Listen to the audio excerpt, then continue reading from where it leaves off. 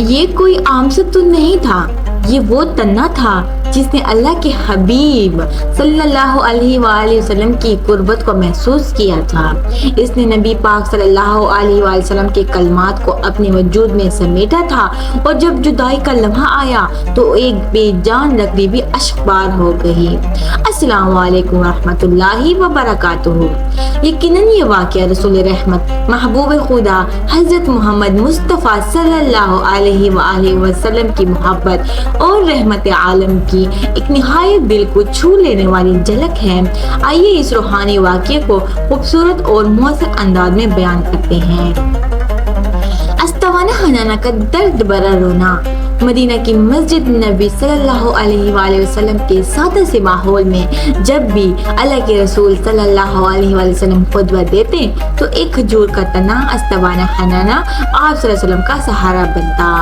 وہ ستون گویا خاموشی سے رسول خدا صلی اللہ علیہ وسلم کے مقدس وجود کو محسوس کرتا، اس کی چھاؤں میں اللہ کے کلام کی گونج سنتا اور نبی رحمت صلی اللہ علیہ وآلہ وسلم کی خوشبو سے معطر ہوتا۔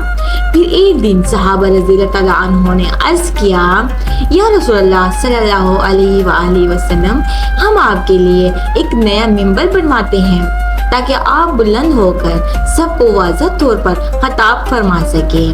آپ صلی اللہ علیہ وآلہ وسلم نے اجازت عطا فرمائی۔ جب ممبر تیار ہوا اور آپ صلی اللہ علیہ وسلم پہلی بار اس پر تشریف لے گئے تو وہ پرانا ستون استوانہ حنانہ جو برسوں سے آپ صلی اللہ علیہ وآلہ وسلم کے ساتھ تھا، اچانک زاروں قطار رونے لگا۔ ایسا رونا کہ مسجد نبوی صلی اللہ علیہ وآلہ وسلم کے ہر گوشے میں سسکیوں کی آواز گونجنے لگی۔